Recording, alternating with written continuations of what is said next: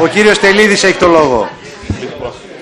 Αγαπητοί συνάδελφοι, θα ήθελα να ζητήσω μέσω της ανακοίνωσής μου στο Σώμα την τροποποίηση μέσω απόφασης του Δημοτικού Συμβουλίου της τροποποίησης των αρμοδιοτήτων της Τριμελούς Επιτροπής Παρακολούθησης και Εκτέλεσης των Εργασιών του έργου Δημιουργία και Διαχείριση Δικτυακού Τόπου για την προβολή και εξυπηρέτηση του εορτασμού των 100 χρόνων από την απελευθέρωση της πόλης, στην οποία είμαι πρόεδρος.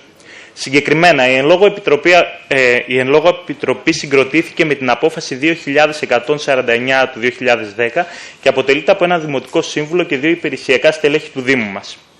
Ρόλος είναι η παρακολούθηση του σχεδιασμού και της λειτουργίας του site που θα περιλαμβάνει και θα παρουσιάζει όλες τις εκδηλώσεις του Δήμου Θεσσαλονίκης όσο και των φορέων που θα συμβάλλουν την περίοδο αυτή.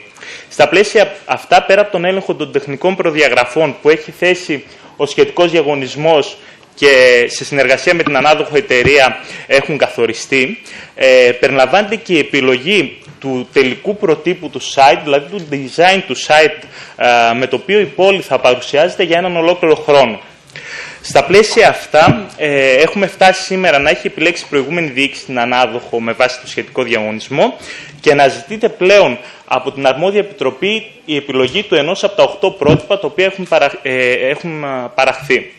Πιστεύοντας λοιπόν ότι πάνω σε τέτοια ζητήματα που αφορά ουσιαστικά την παρουσίαση της πόλης για έναν ολόκληρο χρόνο, θα πρέπει να λαμβάνονται οι αποφάσεις από όσο το δυνατόν πιο διευρυμένα σώματα ως προς τη σύνθεση και από τη στιγμή που έχει συγκροτηθεί η Επιτροπή Προώθησης Νέων Τεχνολογιών και Καινοτομίας, ζητώ από το Δημοτικό Συμβούλιο η τελική επιλογή του προτύπου να γίνει από τη συγκεκριμένη Επιτροπή, έτσι ώστε όσο το δυνατόν περισσότεροι δημοτικοί σύμβουλοι τόσο της συμπολίτευσης όσο και της αντιπολίτευσης να έχουν τη δυνατότητα να κάνουν τις επισημάνσεις τους, ώστε το τελικό αποτέλεσμα να είναι το καλύτερο δυνατό.